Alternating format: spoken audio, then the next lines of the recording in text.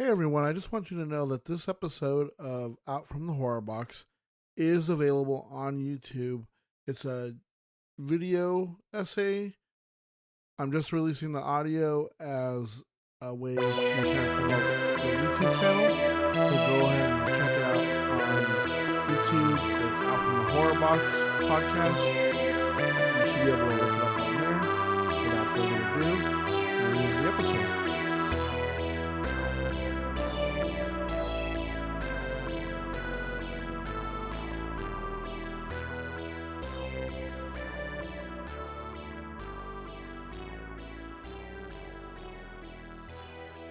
Welcome to Out from the Horror Box. I'm your Lynchian host, Dom, and in this video, we're going to be looking at one of the greatest directors of all time, one of my favorite directors, David Lynch. Lynch was an American filmmaker, visual artist, musician, and actor who stands as a singular, unclassifiable force in contemporary culture.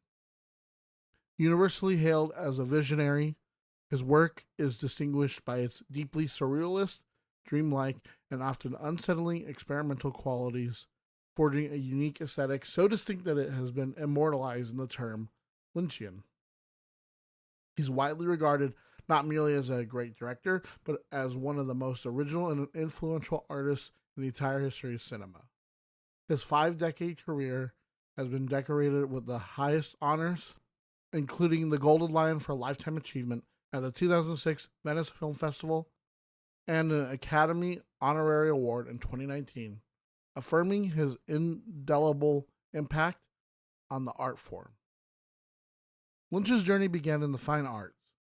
He studied painting and created avant-garde short films before channeling his nightmarish visions into his first feature, the independently produced body horror Eraserhead. A masterpiece of lo-fi dread, became a cult phenomenon as a midnight movie. This led to his breakthrough into the mainstream with the critically adored biographical drama The Elephant Man, which earned him his first Academy Award nomination for Best Director. He further cemented his status by masterfully subverting genre conventions in the neo-noir mystery Blue Velvet, which laid bare the rotting, violent underbelly of small-town America, and again the hypnotic Hollywood psychodrama Mulholland Drive, both of which also garnered him Best Director nominations. Beyond the silver screen, Lynch, in collaboration with Mark Frost, revolutionized television by creating the ABC surrealist horror mystery series Twin Peaks, a national obsession that blended soap opera melodrama with a supernatural horror. It earned him 5 Primetime Emmy Award nominations for writing and directing. He later expanded its mythos by co-writing and directing the haunting film prequel, Twin Peaks: Fire Walk With Me, and returned over 2 decades later to helm the acclaimed, expansive third season, Twin Peaks: The Return. A relentless and prolific creative polymath, Lynch's artistic expression was boundless. He worked as a musician, releasing multiple solo and collaborative albums of ambient noise and blues-influenced rock. A furniture designer, a cartoonist, an animator, a photographer, a sculptor, and an author. A devoted practitioner of transcendental meditation for over 50 years, he founded the David Lynch Foundation in 2005 to fund meditation instruction for at-risk populations, including veterans, prisoners, and survivors of trauma. A lifelong heavy smoker, his health declined in the final years. He died from complications of emphysema on January 22, 2025, shortly after being evacuated from his home in the Hollywood Hills due to the catastrophic Southern California wildfires, marking the tragic end of an era for American art. David Lynch will always be an inspiration to me, and I wish he would have been able to live long enough to give us one more film or another season of Twin Peaks. As his family posted after his passing, there's a big hole in the world now that he's no longer here with us. But as he would say, keep your eye on the donut and not on the hole.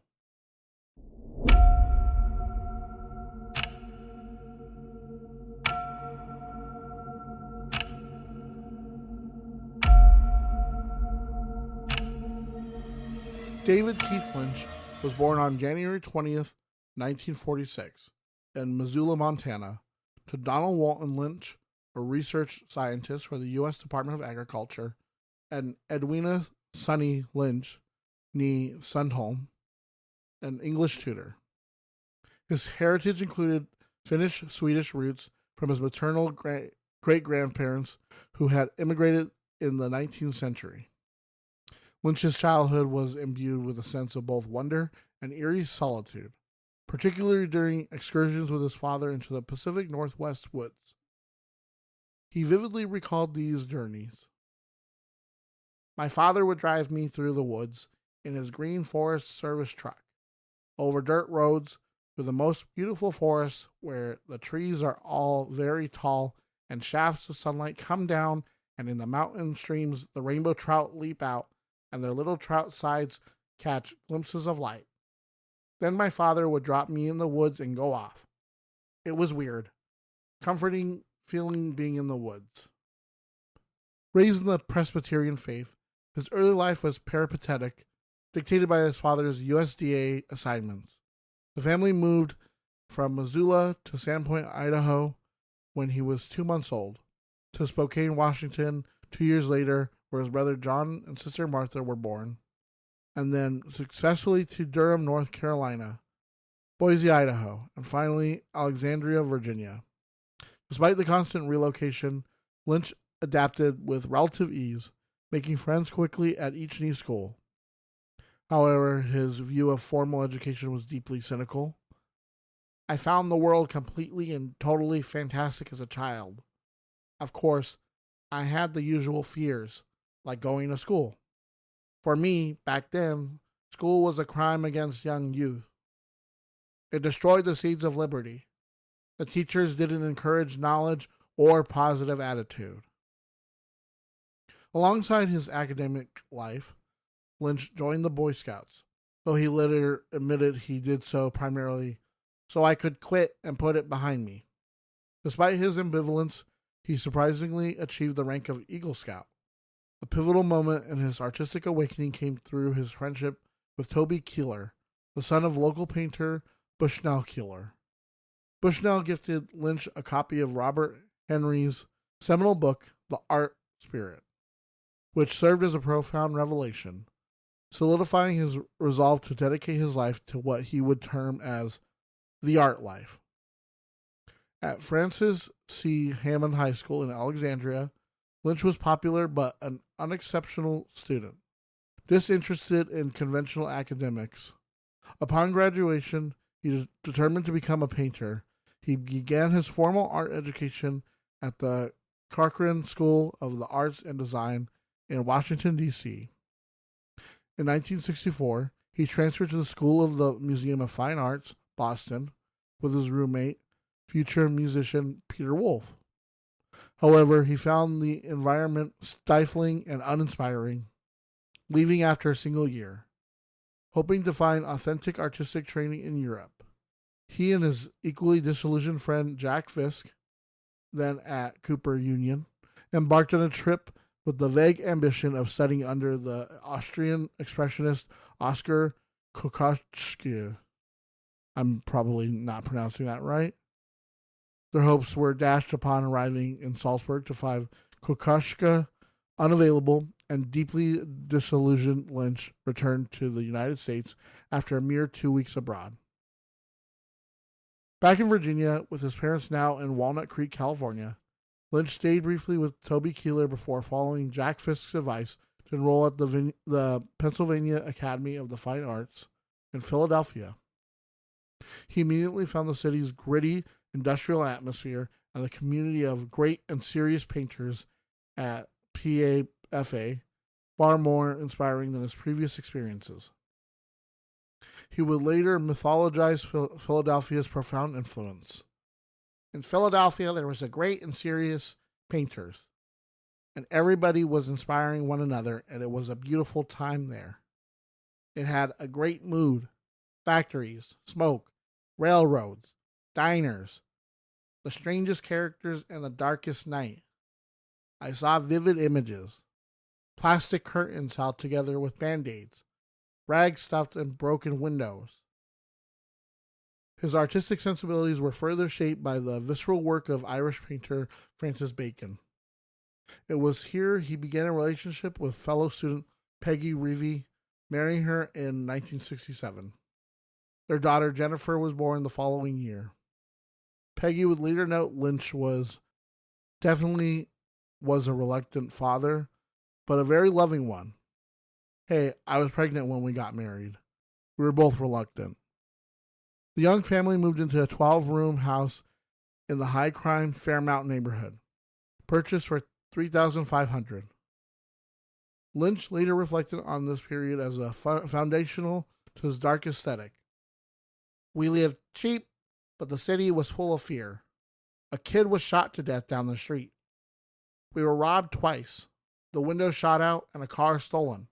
The house first broken into only 3 days after we moved in. The feeling was so close to extreme danger, and the fear was so intense. There was violence and hate and filth. But the biggest influence in my whole life was that city. To support his family, Lynch worked on printing engravings while studying at PAFA. It was there he created his first foray into film, 6 Men Getting Sick, 6 times. Born from a desire to see his paintings move. Using the cheapest 16mm camera he could find and working in an abandoned academy room, he spent $200 to produce what he called 57 seconds of growth and fire and 3 seconds of vomit. Screened on loop at the Academy's annual exhibit, it won a joint first prize, which led to a $1,000 commission from a wealthy patron, H. Barton Wasserman, for a film installation. Lynch used part of the money to buy a better Bolex camera, and his first attempt was a technical failure. To his surprise, Wasserman told him to keep the remaining money and simply make something else. This financial freedom allowed Lynch to create The Alphabet, a 4-minute mix of animation and live action starring his wife, inspired by his niece's tormented sleep talking. The film features a girl chanting the alphabet before hemorrhaging blood. Lynch used a broken tape recorder to distort the sound of his crying infant daughter, a technique that cemented his love for experimental sound design. Emboldened, Lynch applied to the newly formed American Film Institute for a grant, submitting the alphabet and a script for a new, largely live-action project, The Grandmother. The AFI granted his full request budget of $7,200. Filmed in his own house with friends as cast and crew, the film tells the story of a neglected boy who grows a grandmother from a seed. Critics would later note it as a crucial work containing the nascent themes and stylistic mastery that would define his career. After 3 semesters, Lynch left PAFA and moved his family to Los Angeles in 1970 to study at the AFI Conservatory, which he found completely chaotic and disorganized, which was great. You quickly learned that if you were going to get something done, you'd have to do it yourself.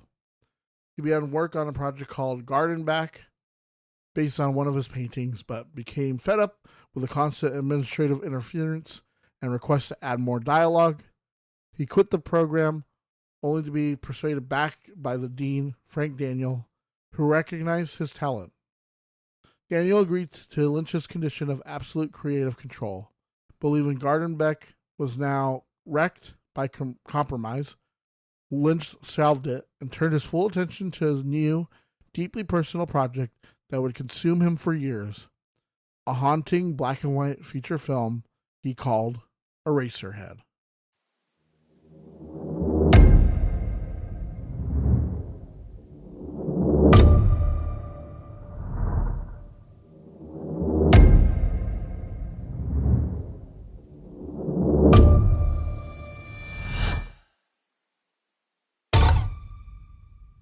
Eraserhead was initially conceived as a short film, planned to run about 42 minutes, yet it organically grew into an 89-minute feature despite its script being a mere 21 pages long. This expansion was possible because Lynch operated with complete creative autonomy, free from any studio interference. He recalled the film's bizarre origin. My original image was of a man's head bouncing on the ground, being picked up by a boy and taken to a pencil factory. I don't know where it came from. Principal photography commenced on May 29th, 1972, utilizing abandoned stables at the AFI Conservatory as a round-the-clock studio. This allowed Lynch's skeletal crew, a dedicated group of friends including Sissy Spacek, Jack Fisk, cinematographer Frederick Elms, and sound designer Alan Splett, to construct a self-contained world with dedicated spaces for filming, editing, and living. The AFI provided a $10,000 grant, but it was insufficient. In the post-Easy Rider era, the Institute was pressured to fund more commercially viable projects and could offer no more money. To finance his vision, Lynch was forced to take out a loan from his father and took on the grueling job of a paperboy, walking before dawn to deliver the Wall Street Journal. After a painstaking 5-year gestation period, Eraserhead was finally completed in 1976. Lynch later stated that not a single contemporary reviewer understood the film as he had intended. A stark, black-and-white nightmare, it follows Henry, played by Jack Nance, a meek man residing in a bleak industrial purgatory, whose girlfriend gives birth to a grotesque, mewling infant she abandons in his care. The film's oppressive atmosphere was deeply influenced by the fear and decay Lynch experienced living in Philadelphia, leading him to famously dub it My Philadelphia Story. His attempts to enter it into the Cannes Film Festival were rebuffed, with the selection committee deeply divided.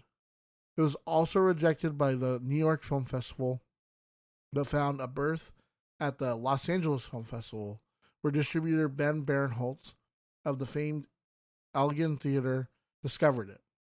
Barinholtz became its champion, distributing it across the United States in 1977. Eraserhead subsequently became a cornerstone of the midnight movie circuit. Hailed as one of the most important cult films of the 1970s, alongside works like Night of the Living Dead and the Rocky Horror Picture Show. Its reputation was cemented when Stanley Kubrick declared it one of his all-time favorite films. The film's underground success had a direct and life-changing impact. Stuart Kornfeld, an executive producer for Mel Brooks, saw it and recalled being 100% blown away. I thought it was the greatest thing I'd ever seen. He insisted Brooks watch it immediately. After the screening, a thrilled Brooks embraced Lynch, declaring, "You're a madman. I love you. You're in." Kornfeld agreed to help Lynch develop his next project, Ronnie Rocket, a script Lynch described as being about electricity and a 3-foot guy with red hair. However, recognizing its commercial impossibility, Lynch pragmatically asked Kornfeld to find him an existing script to direct. From the 4 options presented, Lynch immediately chose The Elephant Man, based on the true story of the severely deformed Joseph Merrick, who was rescued from a Victorian freak show by surgeon Frederick Treves. With Brooks Films producing, Lynch made key alterations to the script by Chris DeVore and Eric Berggren for dramatic effect, casting John Hurt as John Merrick and Anthony Hopkins as Treves. Shot in London in stark black and white, it is often called Lynch's most conventional film.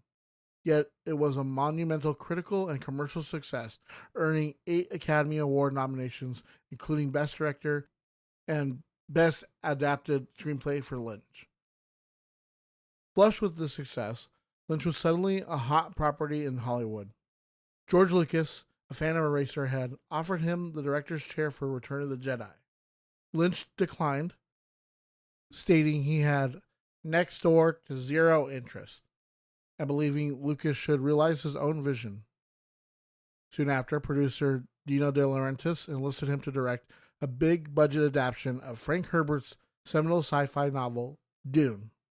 Lynch agreed, a deal that also contractually obligated him to 2 more projects for De Laurentiis' company.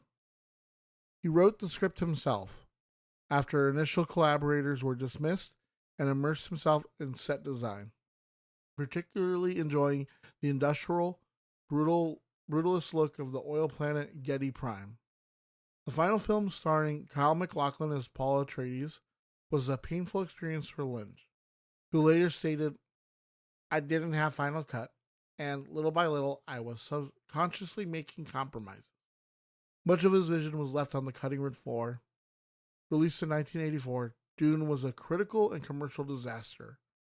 A later television extended cut, distorting his intended vision, that Lynch had his name removed. It was credited to the synonym Alan Smithy for directing and Judas Booth for writing.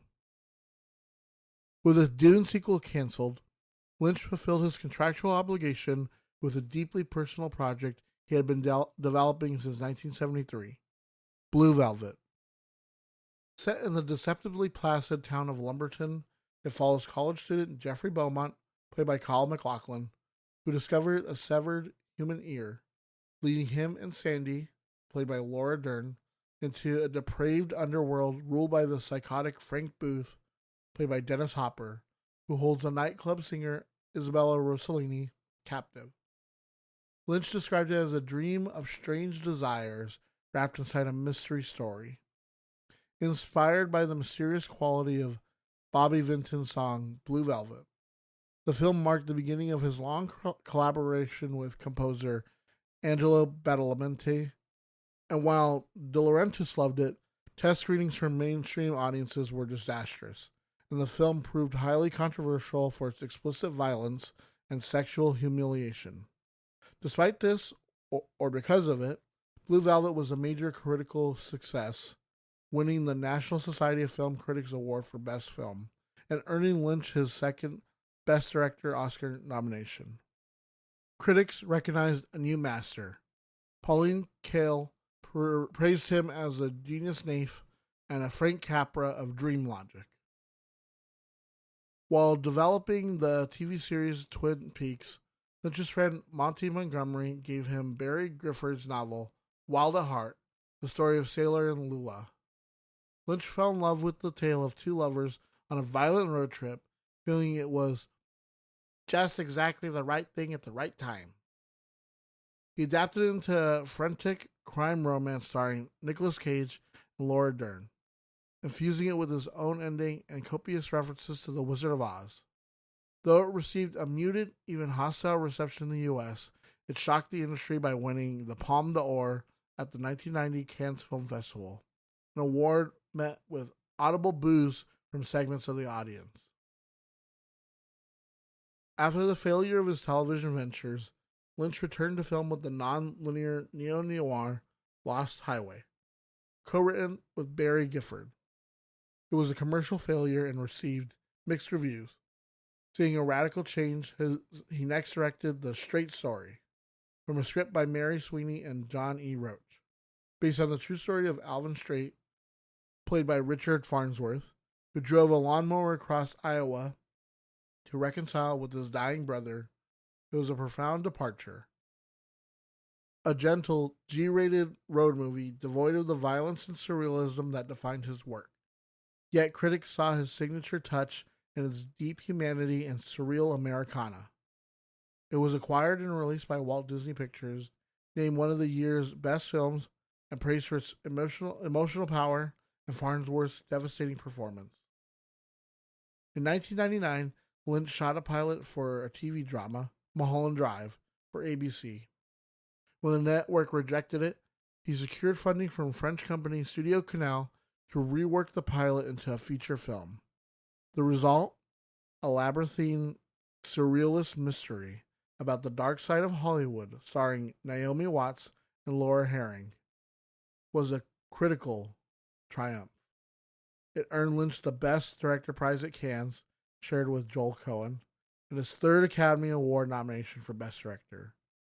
In 2016, it was voted the best film of the 21st century in a BBC poll of critics. Robert Ebert, once a skeptic, declared, "At last, his experiment doesn't shatter the test tubes." With the rise of the internet, Lynch embraced it as a new canvas, releasing a series of crude, experimental online shorts like Dumbland and the surreal sitcom Rabbits on his website. This digital experimentation culminated in his 2006 feature, Inland Empire, a 3-hour DV shot epic that is his longest and most structurally ambitious film, starring Laura Dern in a sprawling, non-linear mystery about a woman in trouble. Lynch undertook bizarre promotional stunts, appearing with a cow and a sign that read, "Without cheese, there would be no Inland Empire."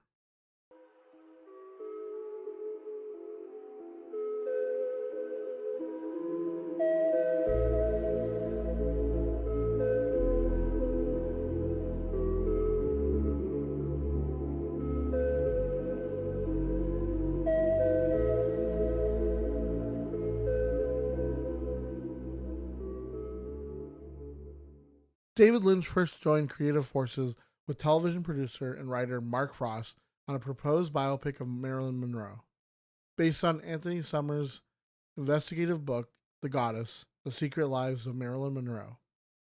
Though this project ultimately never materialized, their partnership was cemented.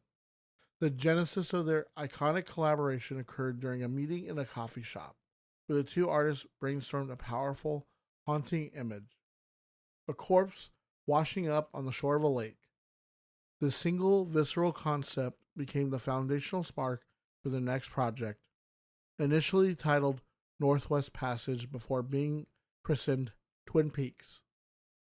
Conceived as a serial drama set in a small, eponymous town in Washington state, the story begins with the shocking murder of a beloved homecoming queen, Laura Palmer, played by Cheryl Lee. The investigation, led by the idiosyncratic and intuitive FBI Special Agent Dale Cooper, played by Colin McLaughlin, peels back the layers of a picturesque small-town life to reveal a seething undercurrent of secrets, supernatural forces, and human darkness. Lynch described the core concept as a deliberate fusion. The project was to mix a police investigation with the ordinary lives of the characters. The writing process was collaborative at the start, though Lynch later noted, "Mark Frost and I worked together, especially in the initial stages. Later on, we started working more apart."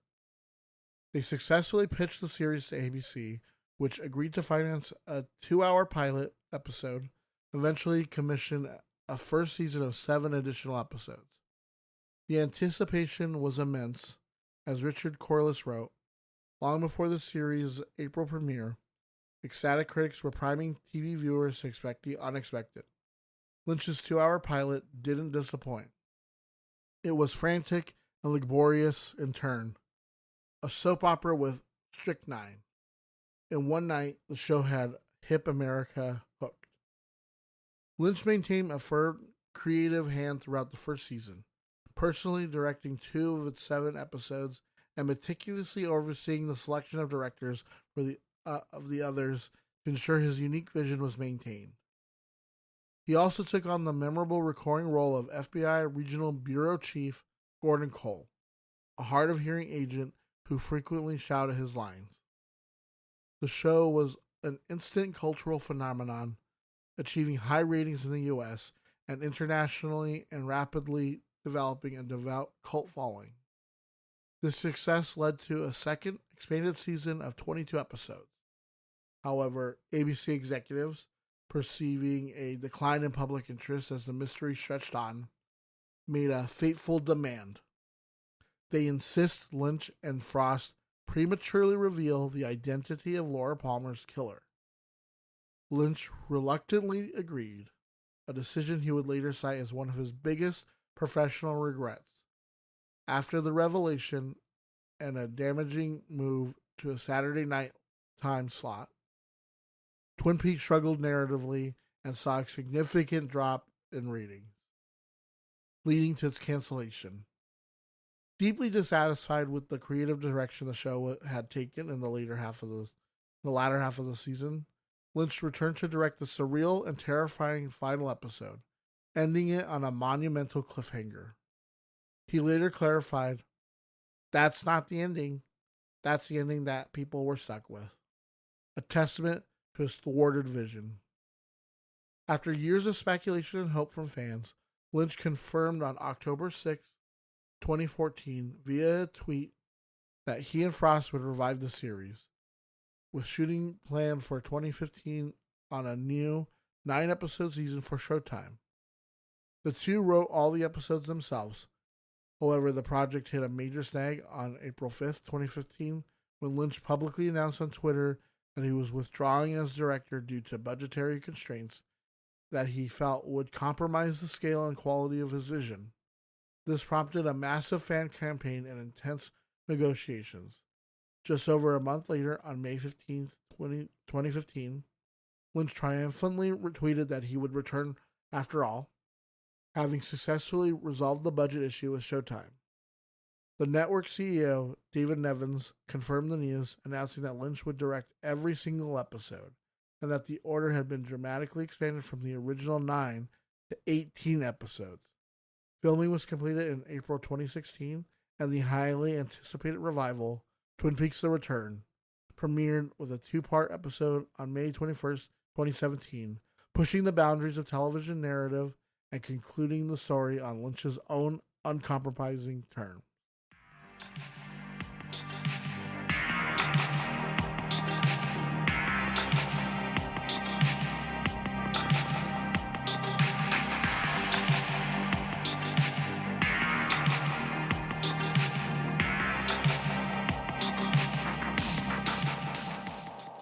In June 2020, during the global lockdowns, David Lynch revisited his archive of digital work, re-releasing his enigmatic 2002 web series Rabbits, a surreal sitcom about a family of humanoid rabbits in a perpetually ominous room, onto YouTube, introducing its unique brand of anxiety to a new generation of viewers.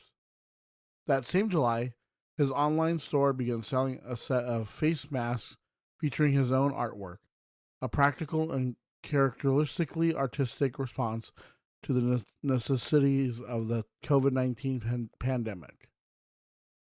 In a surprising move for a director who famously avoided the Hollywood system, it was announced in February 2022 that Lynch had been cast in Steven Spielberg's semi-autobiographical film, The Fabelmans, in a role Variety described as a closely guarded secret. He was revealed to be playing the legendary director John Ford, portraying a brief but formative encounter the young, aspiring Spielberg had with the quick-tempered old master. In the film, Lynch's Ford offers Spielberg's alter ego, Sammy Fabelman, a piece of cryptic, essential advice on framing and perspective. For his part in the ensemble, Lynch and the cast were nominated for the Screen Actors Guild Award for Outstanding Performance by a Cast in a Motion Picture. Critic Jay Hoberman noted the profound aptness of the casting. Mr. Lynch never made a conventional, crowd-pleasing Hollywood movie, but in 2022, he agreed to cameo in one. Mr. Spielberg's autobiographical feature, The Fabelmans, where the enigmatic, if not eldritch, Mr. Lynch was cast as John Ford, the maker of westerns and the grand old curmudgeon of American cinema. It was a sentimental gesture that one can only call Lynchian. In a sobering August 2024 interview, Lynch revealed he had been diagnosed with emphysema in 2020, a direct consequence of a lifetime of heavy smoking. The condition had left him largely housebound due to the heightened health risks, and he surmised it would likely prevent him from directing any new projects in a traditional on-set capacity. 3 months later, he provided a more detailed health update to people, announcing he had finally quit smoking in 2022 after starting the habit at the astonishingly young age of 8. He was now reliant on supplemental oxygen for most daily activities and confessed he could hardly walk across a room. He clarified that his confinement meant he could only theoretically direct projects remotely. He confirmed that a much-rumored project for Netflix, known under the working title Wisteria and Unrecorded Night, had ultimately fallen through, but expressed a desire to see his long unrealized animated projects, Antelope Don't Run No More and Snoot World, finally be produced. Despite his physical limitations, He insisted he was working on existing projects as much as he could, was in otherwise good health, and had absolutely no plans to retire.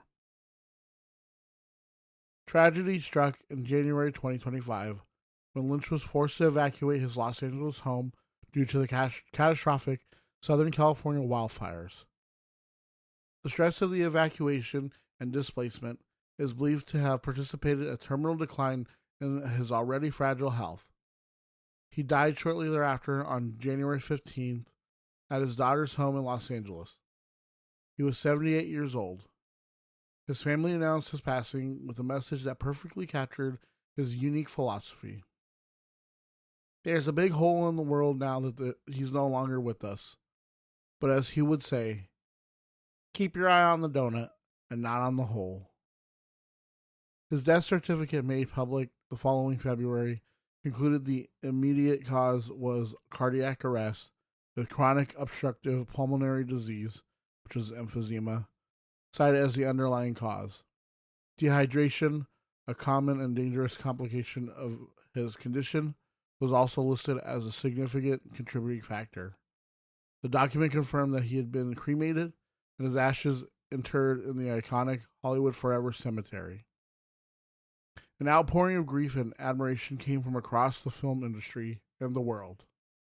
Collaborators and friends including Nicolas Cage, Laura Dern, Kyle MacLachlan, Naomi Watts, and Ray Weiss wrote heartfelt tributes.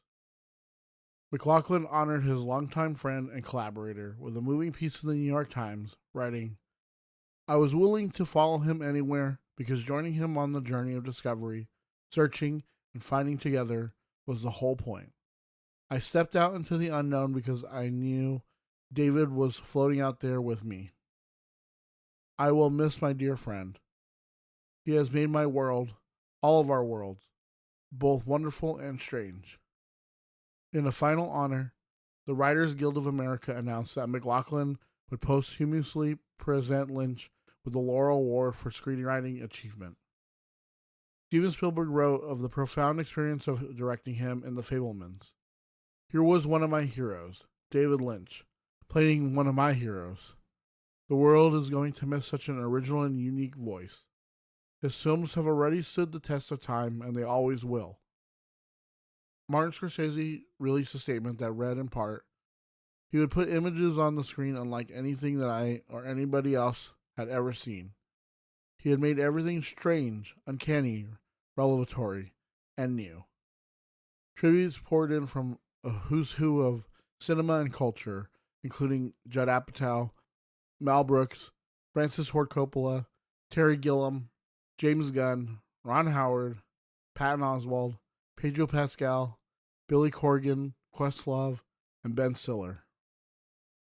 Critic Peter Bradshaw of The Guardian eulogized him as the great American surrealist, while Richard Brody of The New Yorker wrote, "Many films are called revelatory and visionary, but Lynch's films seem made to exemplify these terms," citing his audacious invention and exquisite revelation of symbolic details in uncanny realms. In all remembrances, many recalled the simple, grounding self-description Lynch often offered. Eagle Scout, Missoula, Montana. Soon after his death, fans began creating spontaneous memorials at places sacred to his legacy. They placed flowers, photographs, and personal letters beneath the Bob's Big Boy statue outside the Burbank restaurant location, a spot Lynch had frequented for decades, known to enjoy their chocolate milkshakes and coffee while sitting in his regular booth. Around the same time, an identical wave of mourning occurred at Tweed's Cafe in North Bend, Washington, the real-life diner that served as the Double R Diner in Twin Peaks, its exterior becoming another shrine where fans gathered to mourn the man who had made their world both wonderful and strange.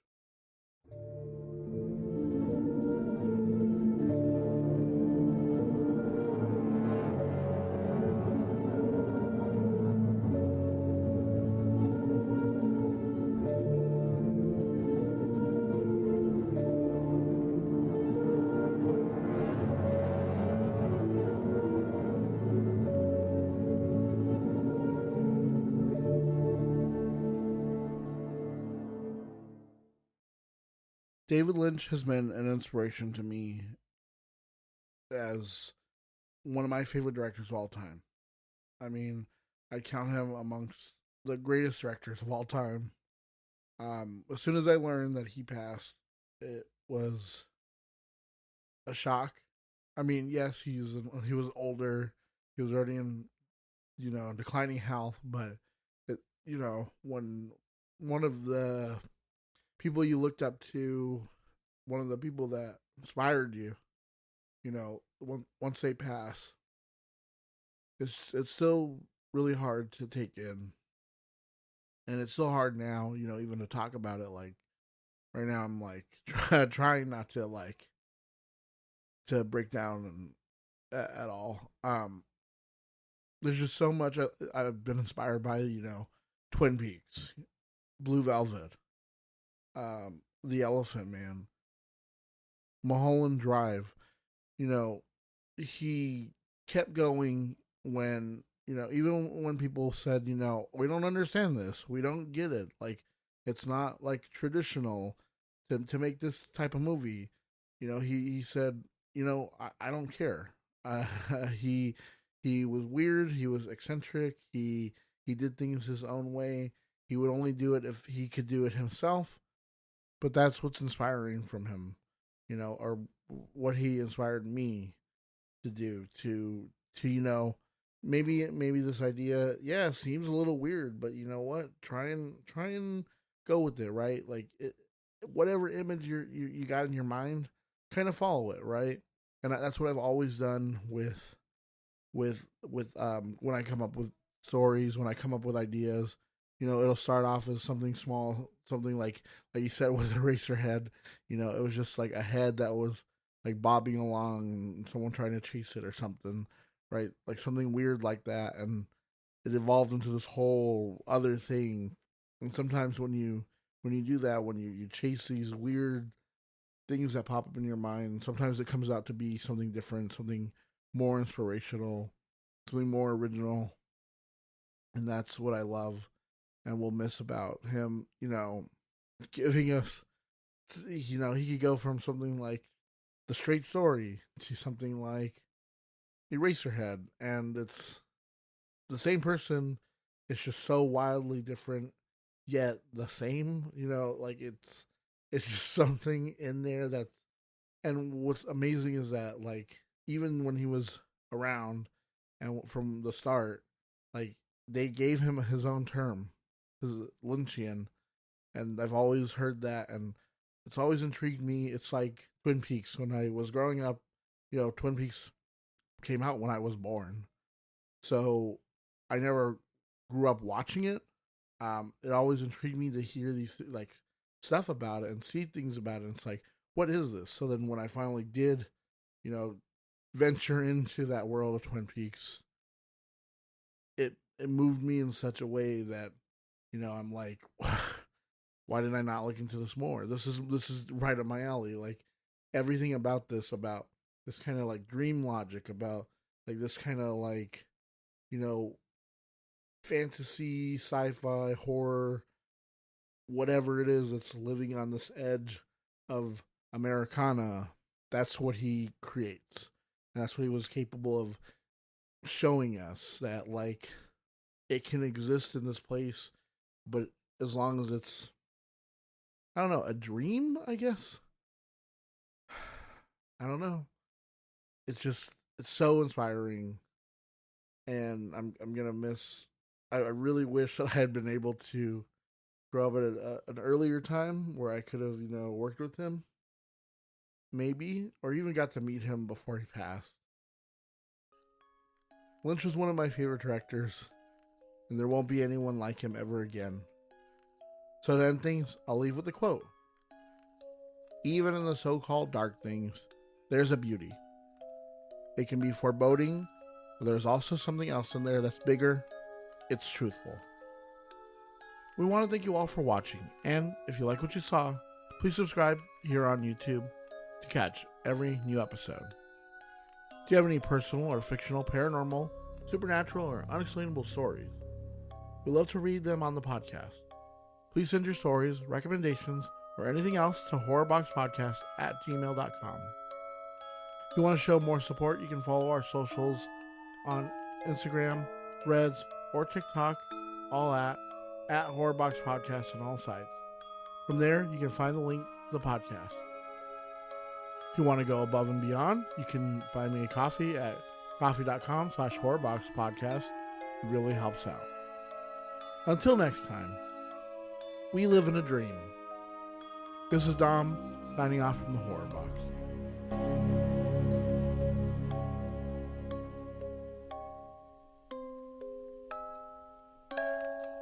As soon as you finish a film, people want you to talk about it. And it's, the film is the talking. The film is the thing. So you go see the film. That's the thing. It's a whole thing, and it's there, and that is it.